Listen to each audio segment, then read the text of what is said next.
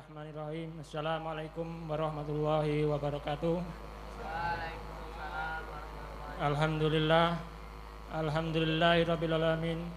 Wassalatu wassalamu ala asyrofil anbiya'i wal mursalin wa ala alihi washabihi ajmain. Para ustadz ustazah yang saya hormati, para tokoh agama, tokoh masyarakat, dan hadirin yang sempat hadir pada pagi hari ini. Marilah kita panjatkan puji dan syukur kehadirat Allah Subhanahu wa taala atas berkat rahmat sehingga kita dapat menghadiri pada acara pagi hari ini. Selawat serta salam marilah kita haturkan kepada junjungan kita Nabi Agung Muhammad sallallahu alaihi wasallam. Semoga kelak di yaumul qiyamah kita mendapat syafaatnya. Para ustadz, ustazah, dan pembimbing semuanya di Pondok Pesantren Luqmanul Hakim, kami sebagai wali santri ingin mengucapkan ribuan terima kasih yang tak terhingga atas didikan dan dorongan serta bimbingannya sehingga anak-anak kami, para wali santri, para santriwan, santriwati semuanya bisa belajar Al-Quran dan bisa juga menghafalnya. Semoga kedepannya para santri dan santriwati, santri dan santriwatiwan bisa terus menghafal dan belajar terus. Di sini intinya kami ingin mengucapkan terima kasih yang sebesar-besarnya kepada ustadz dan ustazah yang telah membimbing.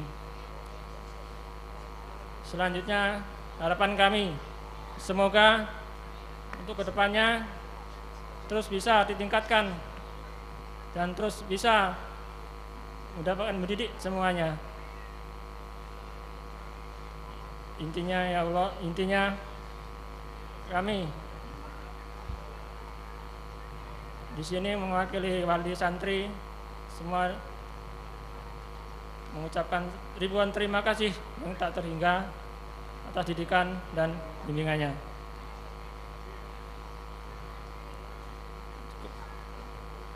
Untuk sekiranya demikian yang dapat kami sampaikan. Dari taufiq wal hidayah. Wassalamualaikum warahmatullahi wabarakatuh.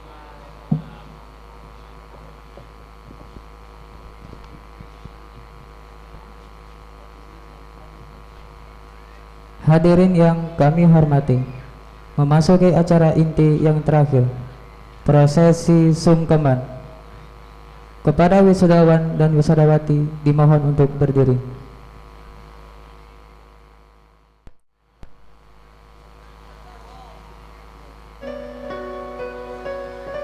Dan kami persilakan untuk menemui orang tuanya.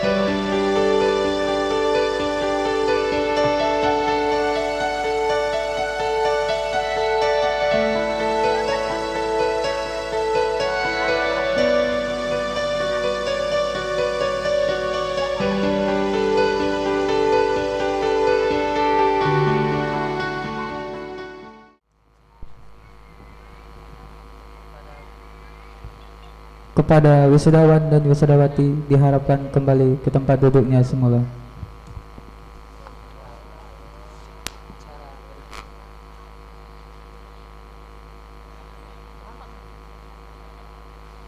Kami ulangi kepada para wisudawan dan wisudawati diharapkan kembali ke tempat duduknya semula.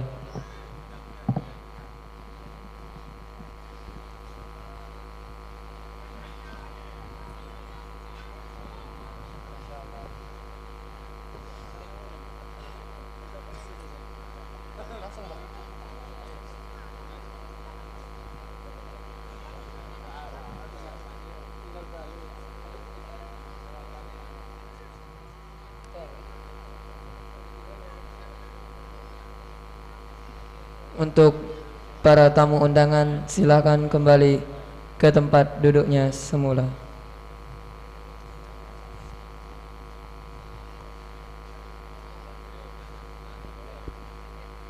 Acara berikutnya, tausiah sekaligus doa yang akan disampaikan oleh Al-Ustadz Kiai Haji Apip Najaruddin MA Al-Hafidh. Kepadanya kami persilahkan.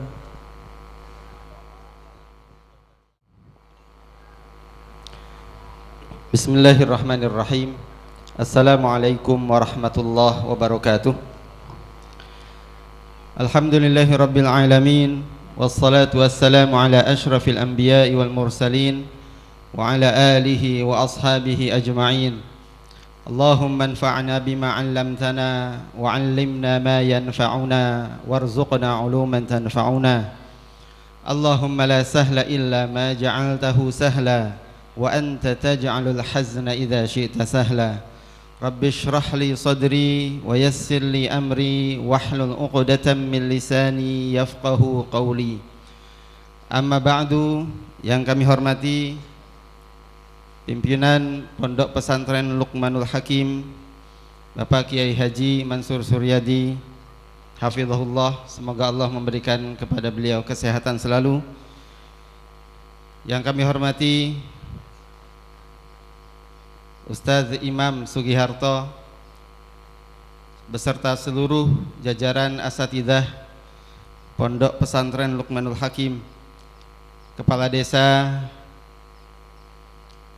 Martajaya, Kecamatan Lubuk Raja, Kabupaten Ogan Komering Ulu, dan seluruh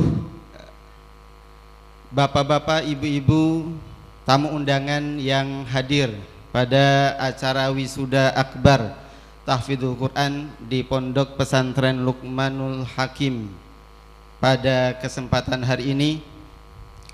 Puji syukur kita panjatkan pada Allah.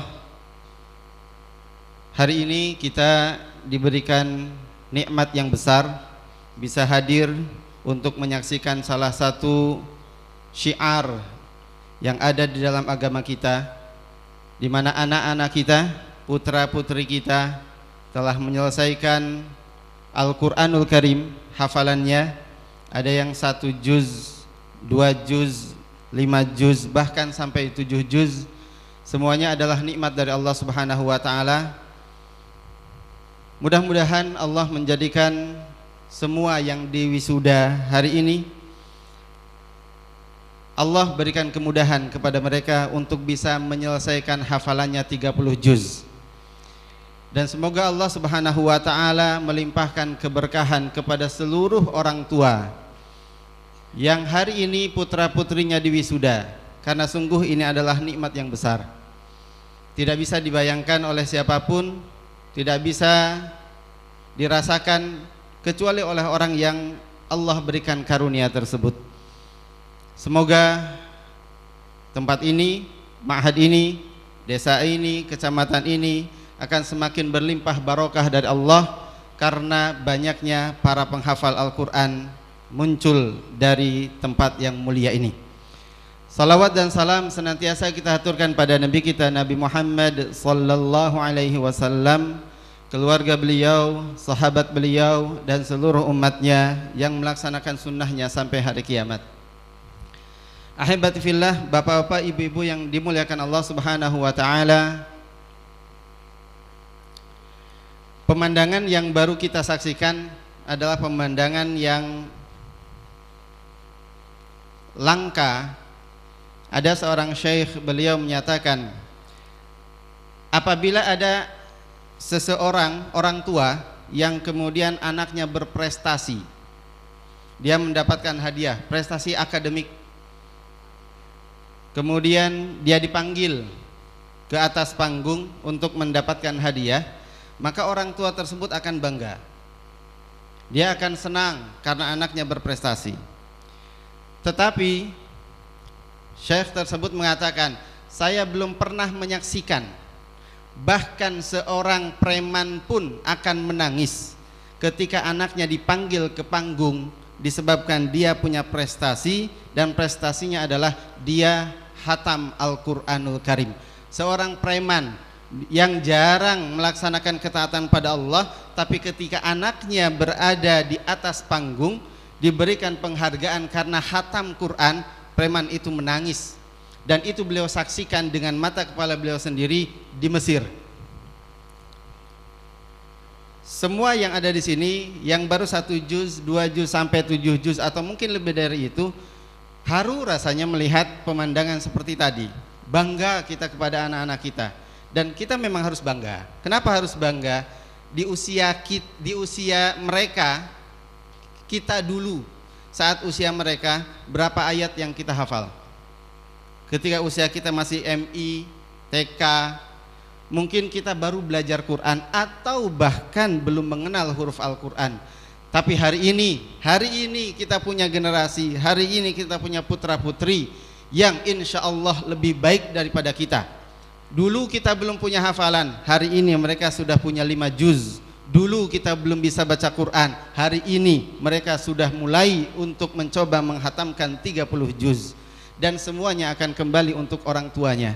Semuanya akan kembali kebaikan tersebut kepada kedua orang tua, kepada seluruh asatidzah dan ustadzat yang selalu tanpa bosan, tanpa lelah untuk memberikan motivasi, dukungannya agar putra putrinya selalu dekat dengan Al-Quranul Karim. Mudah-mudahan Allah berikan keluasan rizki, keberkahan dan keridhaannya kepada Bapak Ibu sekalian. Kalau kita berbicara tentang Al-Quran, maka ada 4 hal yang perlu kita ketahui bersama, di mana 4 hal ini biasanya dijadikan salah satu definisi daripada Al-Quran. Yang pertama, Al-Quran itu adalah kalamullah. Quran itu firman Allah, bukan kalamul makhluk. Siapa yang dekat dengan Allah, dekat dengan kalamnya, berarti dia akan dekat dengan Allah Subhanahu wa ta'ala. Semakin dekat dia dengan Allah, maka semakin cinta Allah dengan dia. Oleh karenanya, siapa yang paling banyak berinteraksi dengan Quran, maka kemungkinan besar dia akan dicintai oleh Allah Subhanahu wa ta'ala. Semakin jarang dia interaksinya dengan Quran, maka sangat jauh kemungkinan dia dicintai oleh Allah Subhanahu wa ta'ala. Ketika Allah tidak cinta dengan dia, lalu dengan siapa kira-kira dia dekatnya? Ketika Allah tidak dekat dengan dia, maka dengan siapa kemudian dia akan berdekatan? Tidak ada orang lain, tidak ada makhluk yang lain yang kemudian akan dekat dengan orang yang jauh dari kalamullah kecuali syaitan, kecuali iblis. Karenanya Allah Subhanahu wa ta'ala memberikan pada kita banyak sekali ajaran, banyak sekali doa, banyak sekali zikir. Saat kita mau baca, saat kita mau masuk kamar mandi, ada doanya khusus. Saat kita keluar dari kamar mandi, ada doanya khusus. Saat kita mau makan, mau minum, selesai makan, selesai minum, doanya khusus. Tetapi lihat bagaimana Allah Subhanahu wa ta'ala, Islam mengajarkan pada kita, ketika kita mau baca Al-Quran, kita diminta untuk berlindung kepada Allah minasyaiton. Saat kita mau makan, cukup dengan bismillah. Mau masuk masjid, Allah maftahli abwaaba rahmatik. Tapi mau baca Quran, ini kalam mulia, ini firman Allah, kita diminta untuk berlindung kepada Allah dari setan. Fa idza qara'tal Qur'ana fasta'idz billahi minasyaitonir rajim. Ini menunjukkan siapapun orang yang selalu baca Quran pasti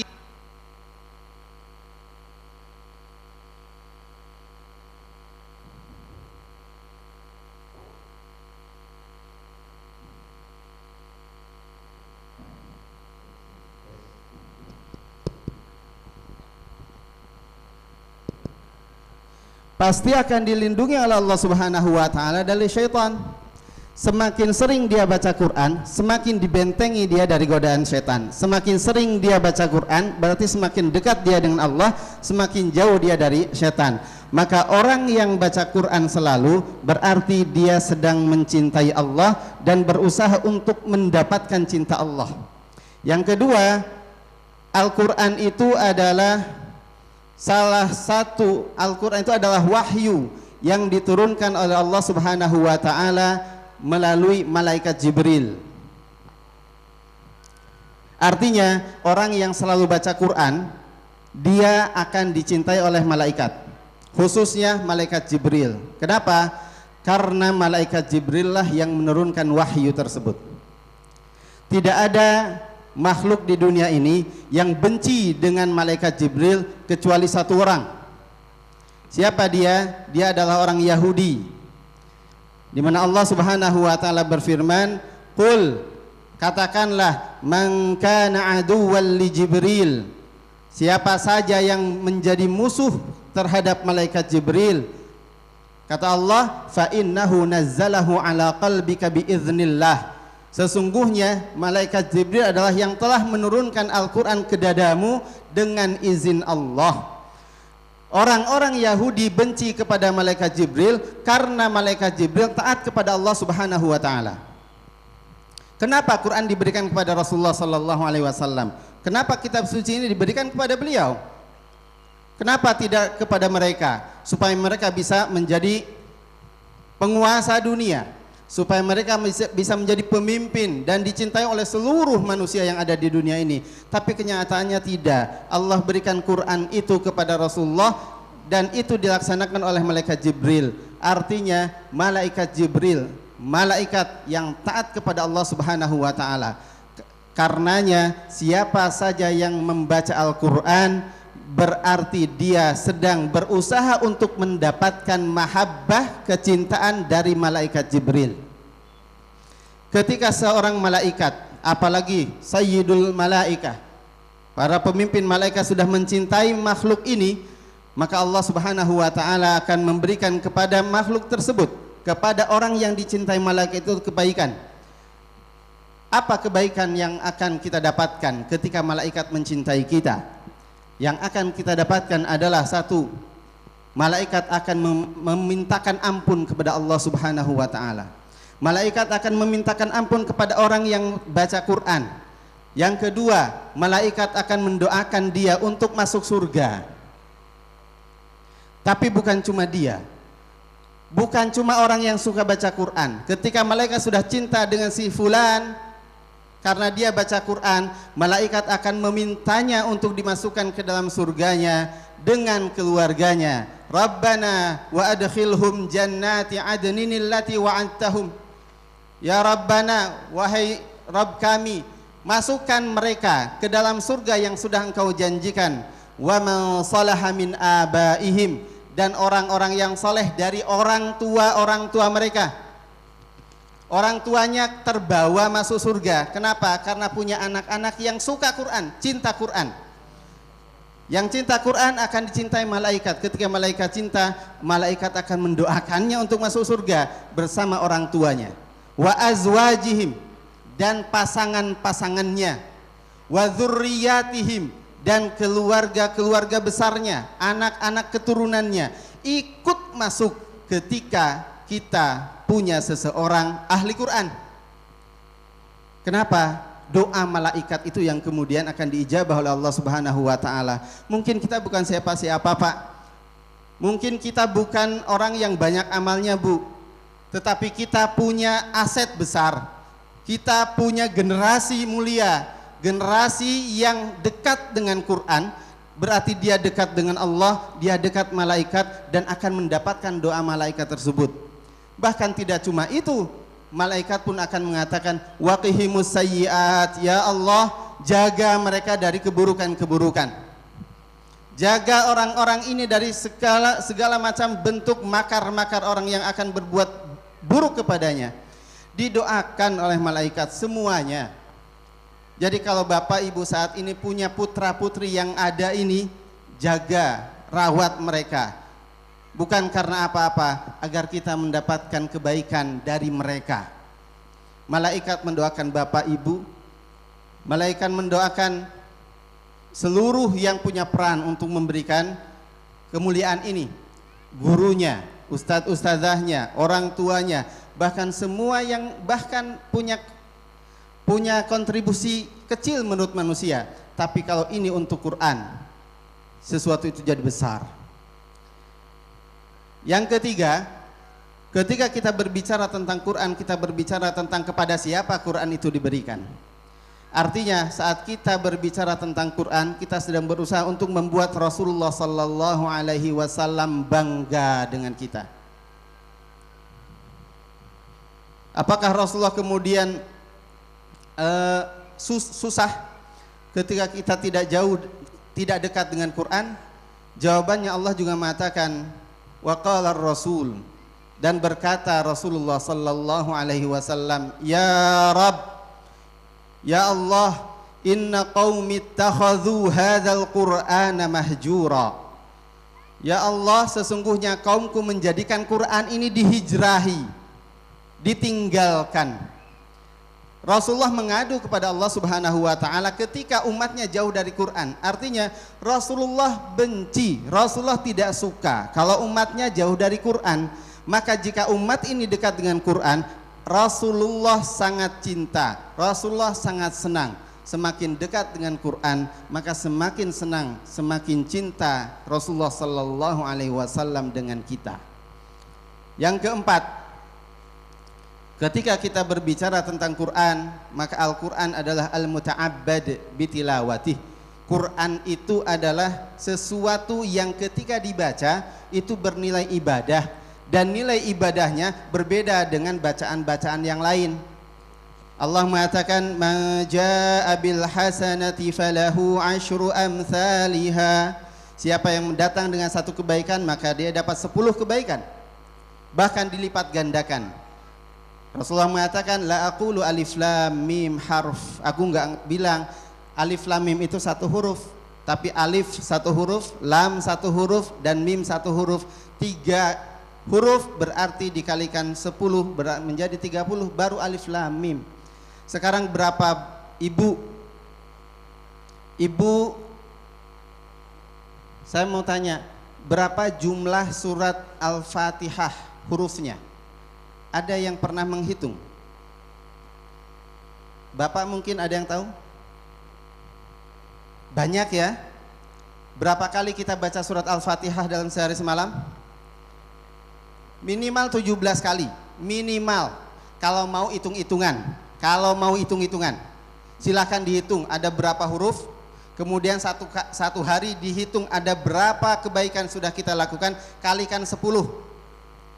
Sehari kita dapat kebaikan minimal segitu. Baru Al-Fatihah, belum Al-Ikhlas yang paling sering kita baca juga selain Al-Fatihah. Apalagi sholat sir, sholat zuhur, asar, itu jarang yang baca surat-surat panjang.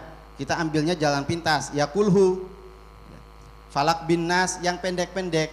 Artinya meskipun dia pendek, tapi kita akan dapat kebaikan. Bahkan surat Al-Kautsar, sekali Bapak Ibu baca surat Al-Kautsar, ada 400 hasanah, 400 kebaikan sudah kita kumpulkan. Dan satu kebaikan itu sudah cukup untuk mengangkat kita masuk ke dalam surga. Satu hasanah, tiketnya sudah dapat.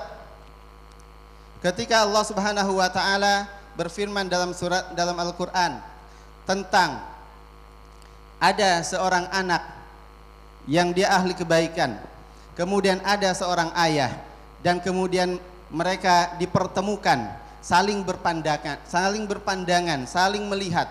Kemudian sang ayah berkata kepada anaknya, "Ata'rifuni?"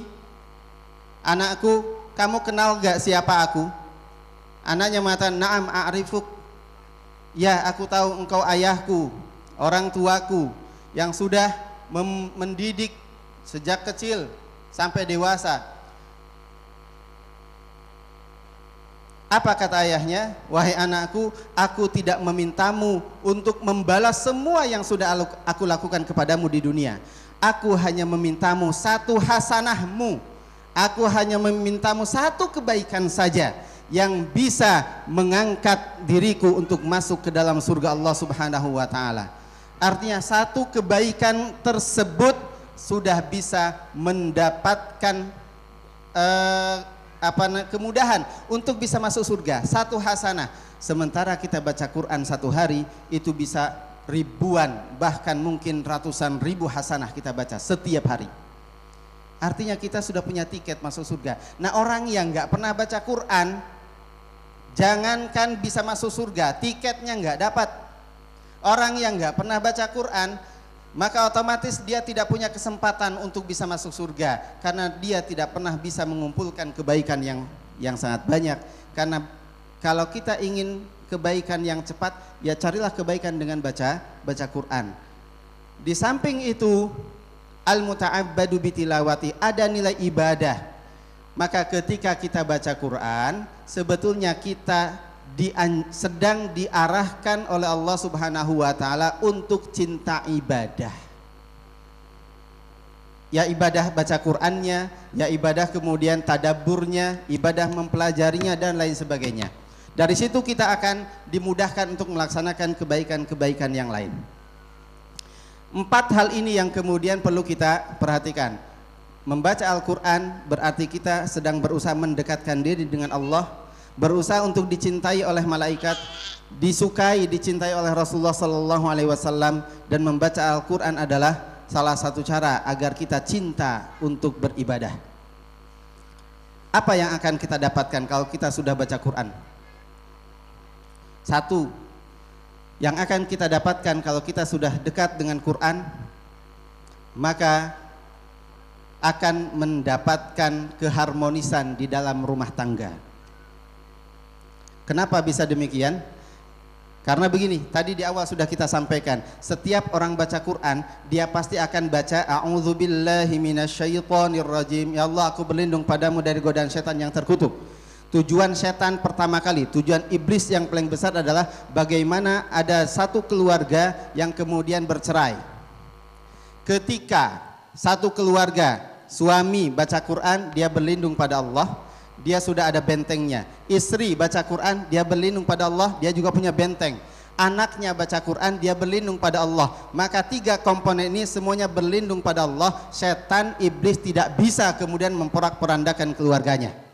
Tapi jika terjadi kemudian perceraian, bisa jadi ada salah satu di antara mereka yang kemudian lalai dari Quran, sehingga dia tidak pernah baca Al-Quranul Karim, sehingga dia tidak pernah berlindung pada Allah.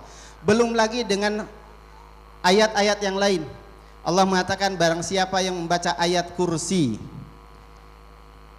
setelah dia salat, maka Allah Subhanahu wa taala akan menjaga dia dari godaan setan.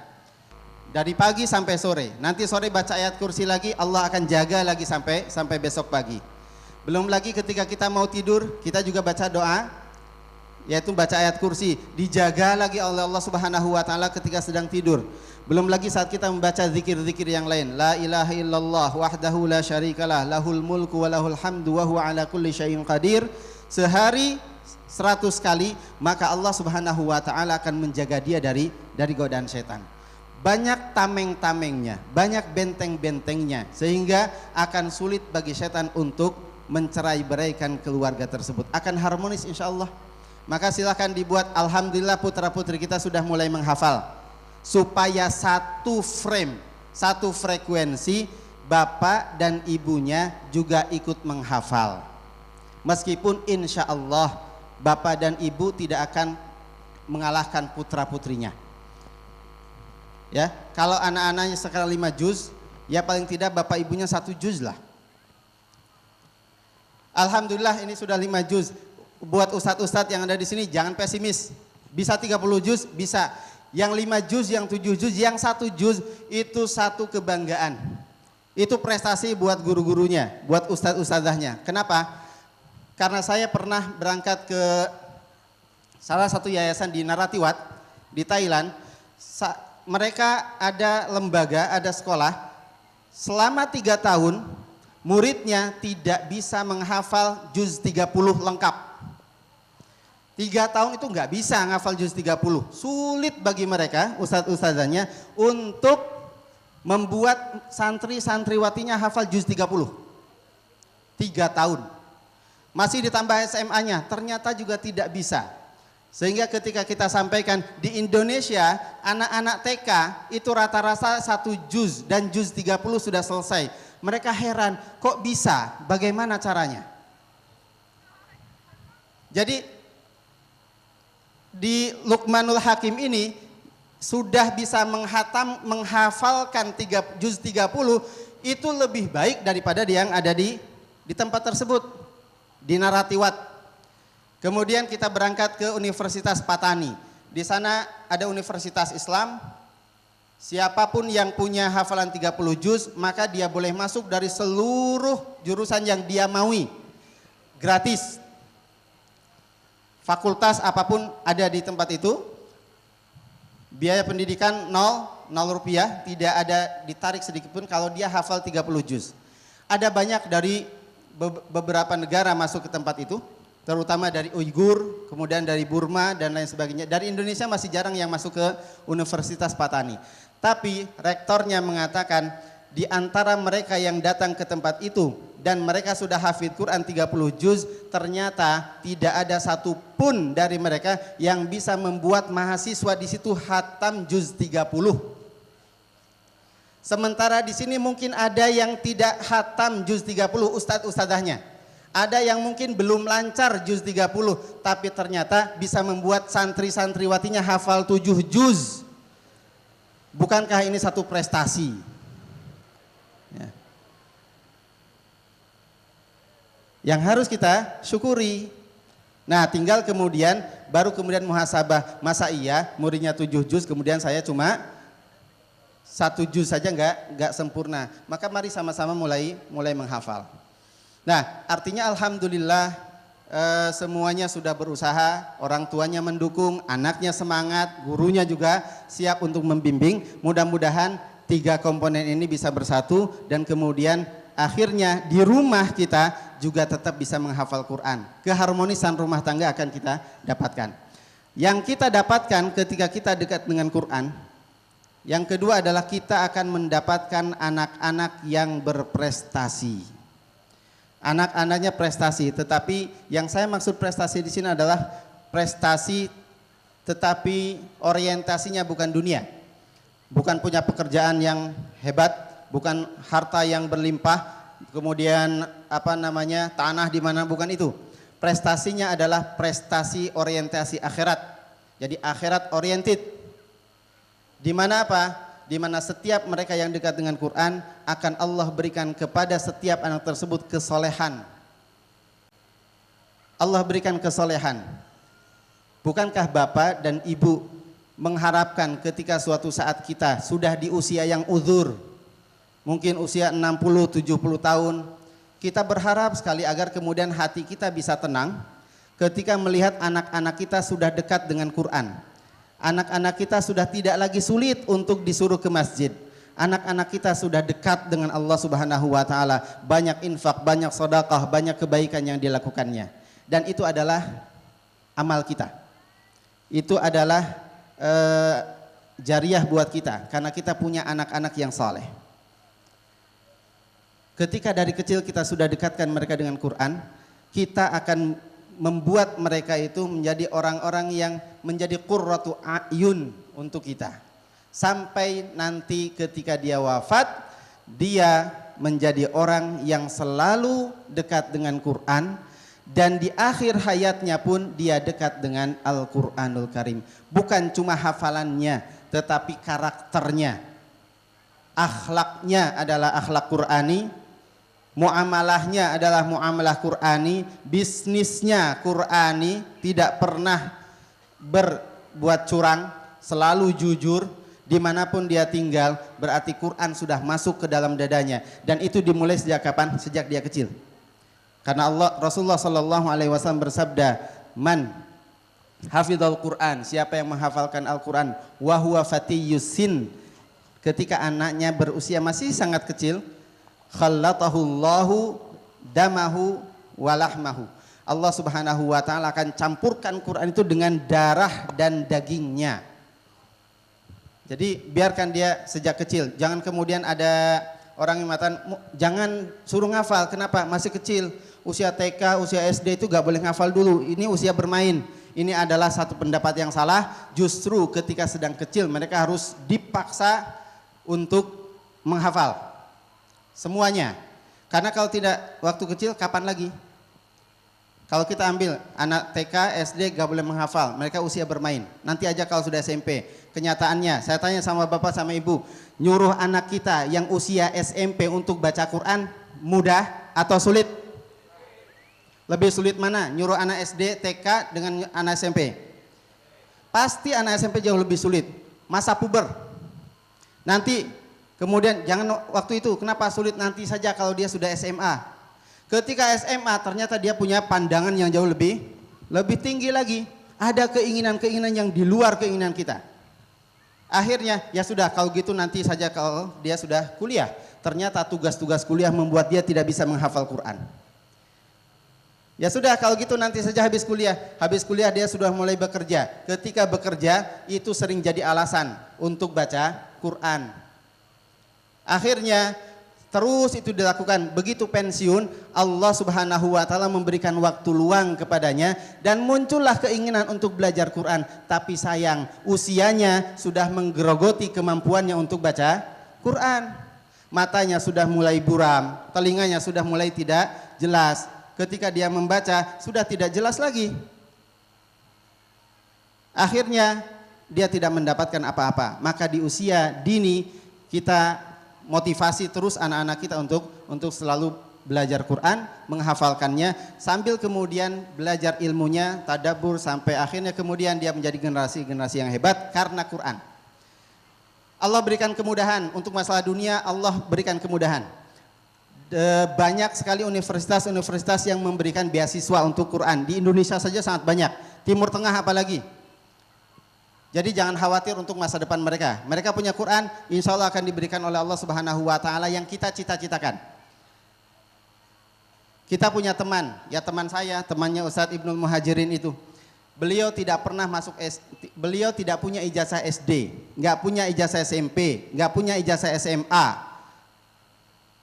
Dia cuma punya ijazah Quran. Dapat 30 juz, kemudian dapat beasiswa, masuk kuliah langsung semester 5. Hanya karena Quran. Diambil di Universitas Muhammadiyah Surakarta. Semester 5, semester 6 dia masuk tapi kemudian tidak dilanjutkan. Kenapa? Karena beliau lanjut terus kemudian ke Timur Tengah. Daftar di Timur Tengah masuk ke Darul Hadis. Prosesnya cukup panjang. Karena dia tidak punya ijazah SMA, maka otomatis saat pendaftaran gak diterima.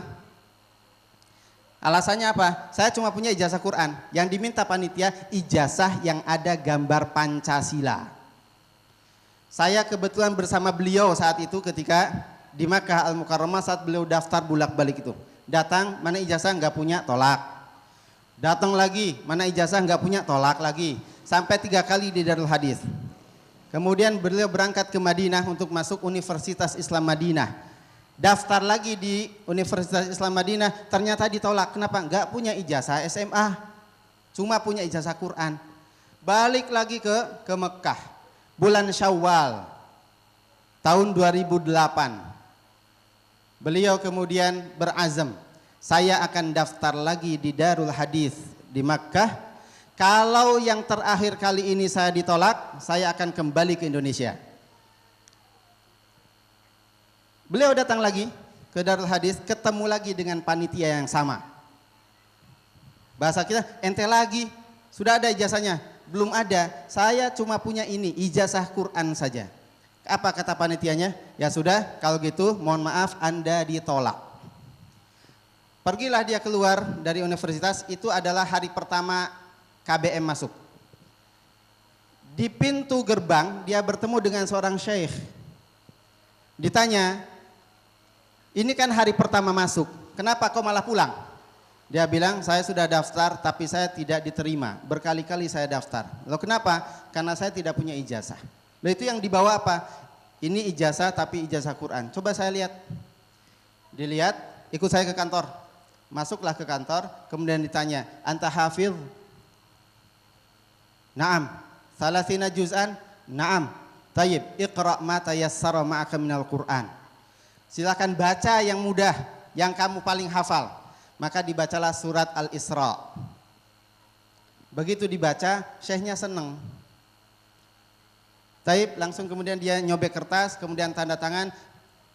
Berikan tanda tangan ini ke bagian administrasi.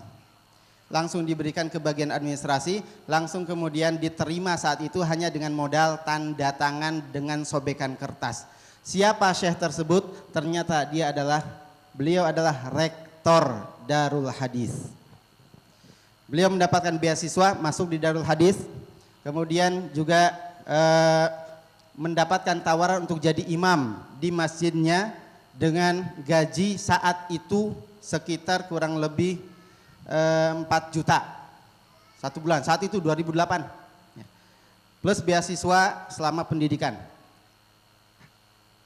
Kalau di nalar gak masuk, tapi kenyataannya banyak yang begitu. Kita mengalami banyak santri-santriwati kita yang begitu. Jadi kalau untuk urusan dunia, setiap kali kita pegang Quran, Allah yang akan memberikan kemudahan.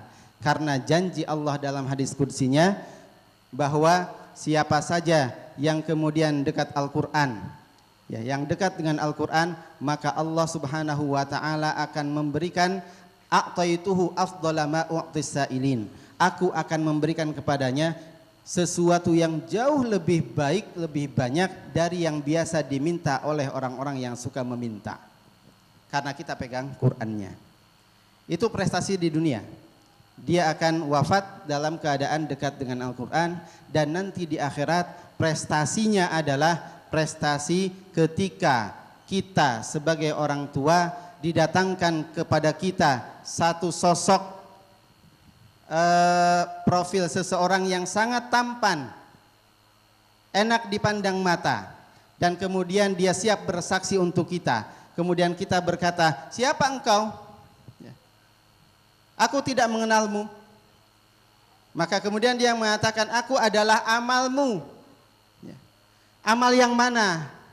Amal yang mana yang kemudian bisa membuatku mendapatkan posisi seperti ini? Aku bukan siapa-siapa. Di dunia bukan siapa-siapa, di akhirat pun bukan siapa-siapa. Tapi kenapa Allah memberikan derajat yang sangat tinggi? Allah mengatakan, semua kebaikan ini adalah bi akhdhi waladikal Qur'an. Karena engkau sebagai orang tua mendidik anak-anaknya untuk bisa menjaga Al-Qur'anul Karim. Kebaikan itu untuk kita, untuk bapak sama ibu sebagai orang tua. Kebaikan itu untuk keluarga, di mana mereka anak-anak kita yang akan memberikan kepada kita pelita saat kita sedang membutuhkannya. Jadi Quran yang dihafalkan saat ini oleh mereka, berapa juz pun yang mereka hafalkan, tolong dirawat, tolong dijaga.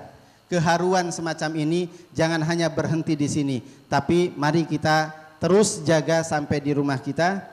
Alhamdulillah kalau kemudian orang tuanya, bapak ibu bisa menjadi contoh. Alhamdulillah kalau kemudian anak-anaknya bisa ikut ngaji bareng-bareng. Setidaknya tidak perlu 1 juz, 2 juz, 3 juz, sampai 5 juz satu hari. Tapi mungkin setelah ini silakan buat satu program di rumah. Suami, istri dan anak setidaknya ngaji bareng. Kumpul, duduk, baca Quran bersama-sama. Tidak perlu lama-lama, mungkin habis subuh programnya bersama-sama suami, istri dan anak. Kalau ada orang tua ya kakek nenek diikut sertakan. Baca Quran 15 menit saja, rutin. Pasti ada perubahan besar yang ada dalam hidup kita. Pasti ada ketenangan yang kemudian ada dalam hati kita, dan keberkahan Allah akan muncul di lingkungan kita. asal semuanya bersama-sama. Mudah-mudahan dengan itu Allah Subhanahu wa taala akan memberikan kemudahan, akan memberikan kebaikan, dan akan memunculkan generasi-generasi ke depan, generasi-generasi yang membuat kita optimis. Ya, optimis melihat generasi insya Allah ke depan Marta Jaya ini akan dipimpin oleh generasi-generasi hebat. Kenapa? Karena mereka dekat dengan Al-Quran. Sebagaimana tadi yang disampaikan oleh Ustadz Imam, beliau mengutip satu ayat, wal yakhshal ladzina law taraka min khalfihim dzurriyyatan dhi'afa khafu 'alaihim. Dan takutlah engkau meninggalkan satu dzurriyyah, keturunan yang lemah. Jadi kita akan memandang masa depan dengan masa depan yang optimis karena anak-anak kita insyaallah anak-anak yang dekat dengan Al-Quranul Karim. Hadirin wal hadirat, Bapak dan Ibu yang dimuliakan Allah Subhanahu wa taala, semoga yang kami sampaikan saat ini bermanfaat untuk kami secara pribadi dan tentunya juga ada manfaatnya, ada hikmah yang besar untuk semua keluarga Pondok Pesantren Luqmanul Hakim, seluruh yang hadir atau siapa saja yang punya kontribusi besar untuk anak-anak kita agar mereka selalu dekat dengan Al-Quranul Karim. Saya tutup pertemuan kali ini dengan harapan yang besar. Tentunya jikalau hari ini ada 200 lebih yang sudah bisa menghafalkan Al-Quranul Karim dengan berbagai macam tingkatnya, mudah-mudahan ke depan atau tahun depan akan lebih banyak lagi yang bisa menghafalkan Al-Quran atau setidaknya sudah bisa menambah Al-Quran, menambah hafalannya menjadi 10, 20 dan 30 juz. Ketika besok melanjutkan, tetap jaga Qurannya. Kenapa Bapak Ibu kami harapkan untuk ikut menghafal juga? Satu poin penting adalah satu, agar kita tahu betapa menghafal itu tidak mudah. Meskipun kita sadar, kita beriman kalau Quran itu mudah dihafal. Tapi kenyataannya anak-anak kita menghafal itu peras keringat banting tulang, kadang-kadang sampai harus berhari-hari, berbulan-bulan, bahkan bertahun-tahun supaya kita tahu pengorbanan mereka. Tidak, kalau orang Jawa bilang maido gitu loh, menyalahkan terus, ya ditarget sama orang tuanya, pokoknya harus selesai 1 juz. Tapi ternyata tidak selesai. Masa kayak gitu aja nggak bisa sih? Quran tuh mudah dihafal kok. Terus disalahkan anaknya. Ya. Nah, kita nanti akan tahu. Satu itu. Kemudian yang kedua, karena kita tahu betapa besarnya perjuangan anak-anak kita ketika menghafalkan Al-Quran, akan muncul keinginan kita untuk tetap menjaga Quran itu ada di dalam dada-dada mereka. Tidak hanya selesai gitu kemudian dibiarkan hilang.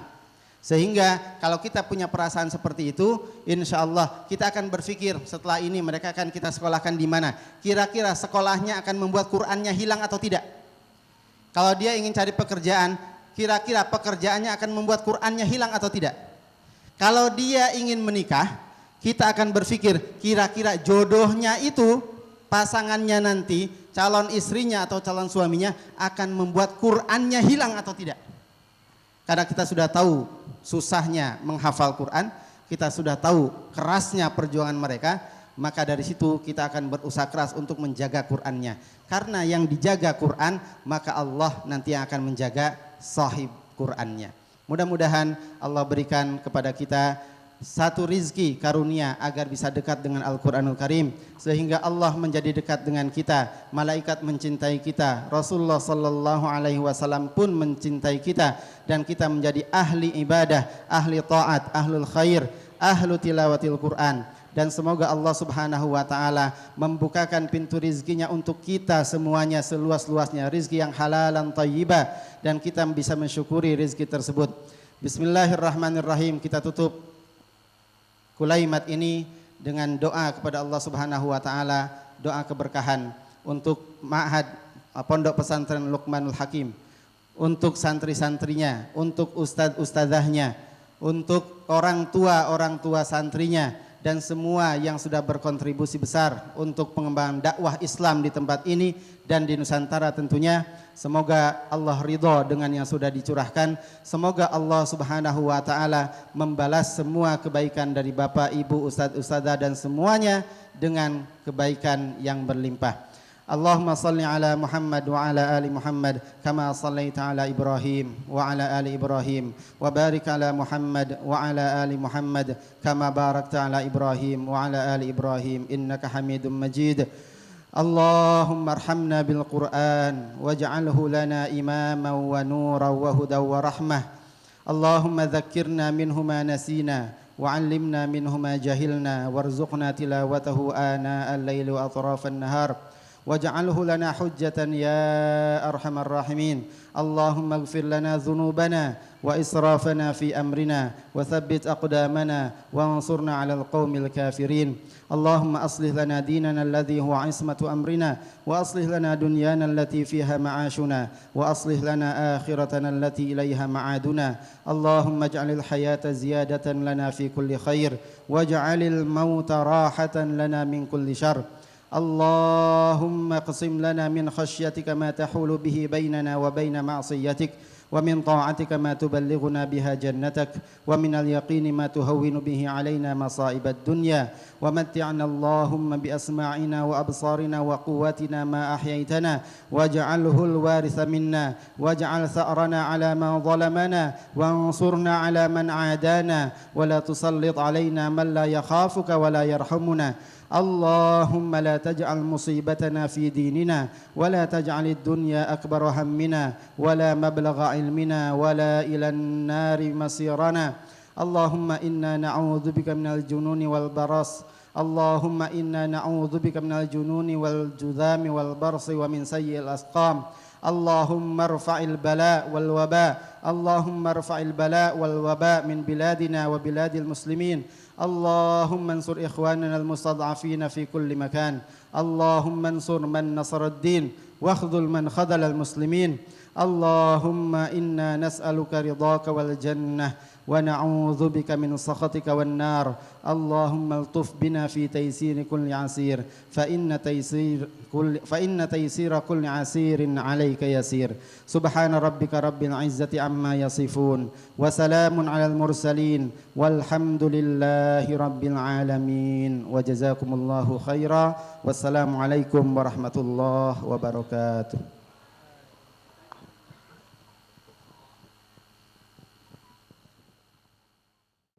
Pengumuman. Baiklah, kami akan mengumumkan peserta wisuda terbaik dan juz sebanyak dari munakasah kedua dan ketiga kepada wisudawan wisudawati yang namanya disebutkan untuk naik ke atas panggung bersama orang tuanya. Kategori wisudawan terbaik. Terbaik 3. Wisudawan atas nama Rifki Ridho Pradana. Terbaik 2. Wisudawan atas nama Muhammad Faris Cahyadi. Terbaik 1. Wisudawan atas nama Dafa Ibnu Hafid. Kepada Ustadz Imam Sugiarto kami mohon kesediaannya untuk memberikan hadiah.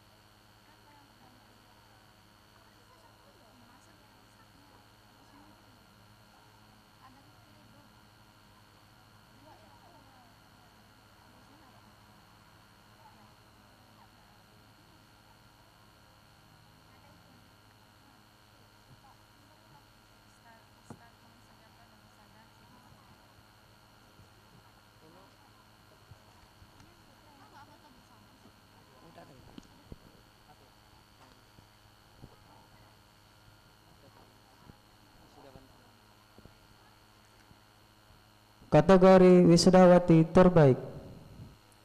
Terbaik 3, wisudawati atas nama Raudatul Jannah. Terbaik 2, wisudawati atas nama Nailu Zifana Kiptia. Terbaik 1, wisudawati atas nama Melani Awalia Sita Dewi.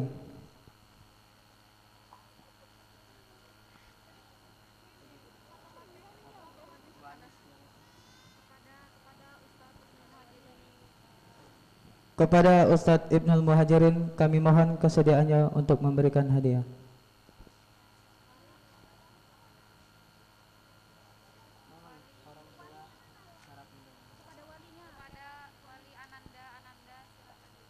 Kepada Wali Ananda silakan naik ke atas panggung.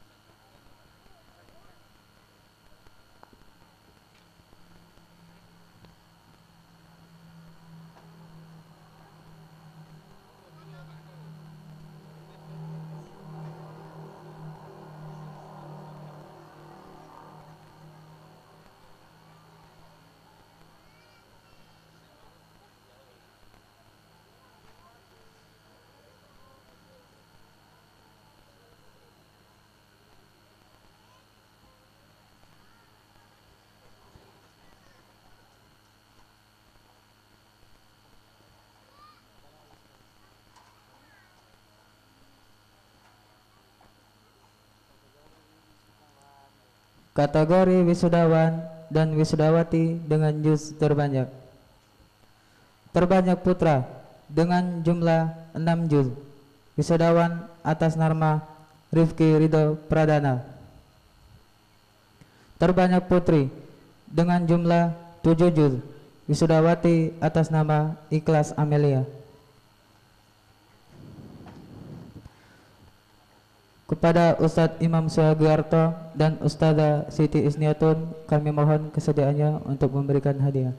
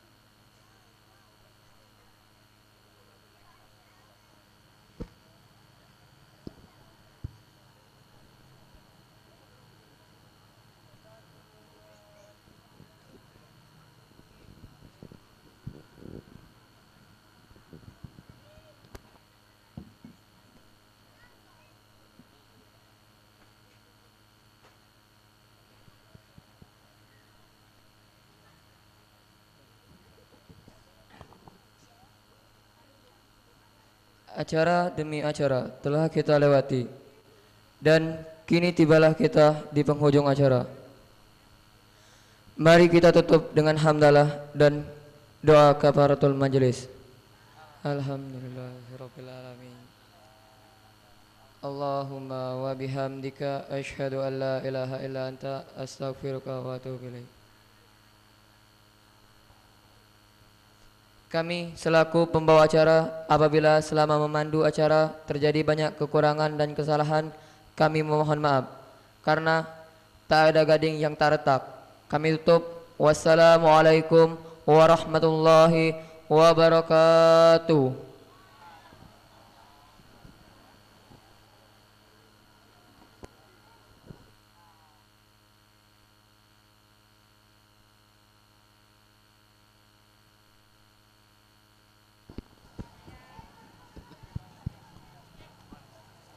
Kepada para wisudawan dan wisudawati, harap tetap berada di area wisuda.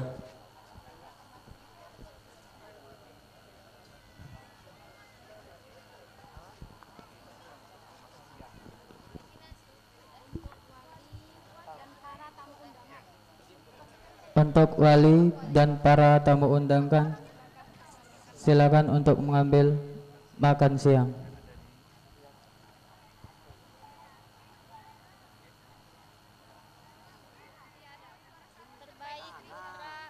Melani sama atas nama Rifki Ridho Pradana, Faris Sahyadi, Dafa untuk menaik ke atas panggung.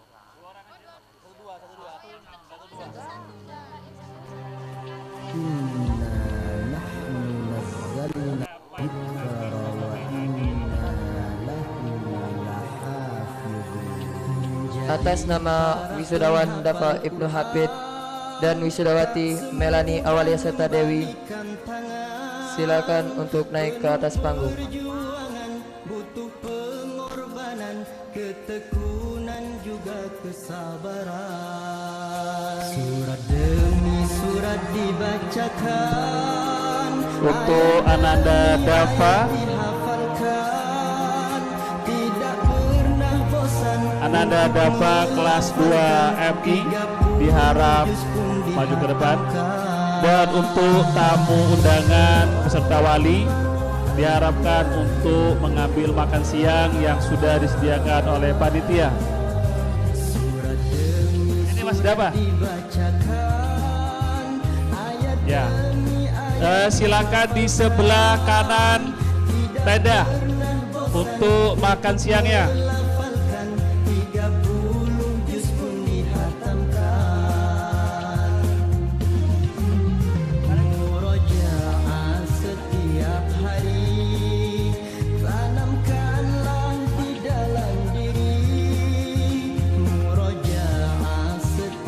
Kami ulangi lagi untuk tamu undangan yang hadir dan wali yang hadir, silakan mengambil makan siang di sebelah kanan tenda yang sudah disiapkan oleh panitia.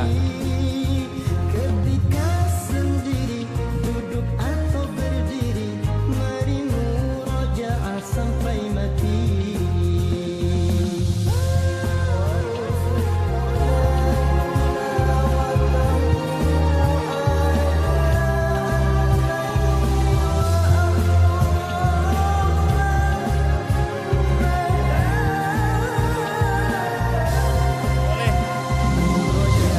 Dan untuk yang mau berfoto di panggung, kami persilakan.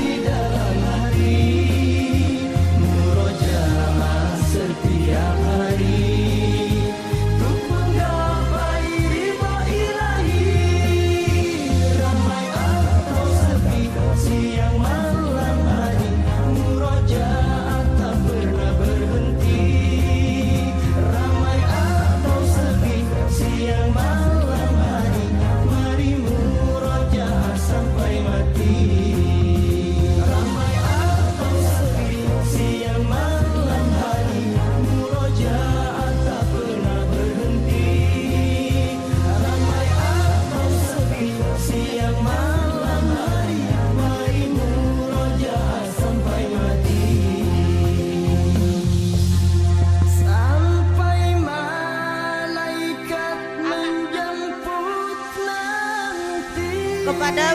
Wisudawati juz 30, silakan naik ke atas panggung.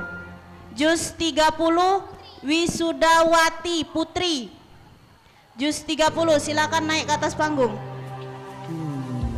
Yang lain tunggu dulu, jangan kemana-mana.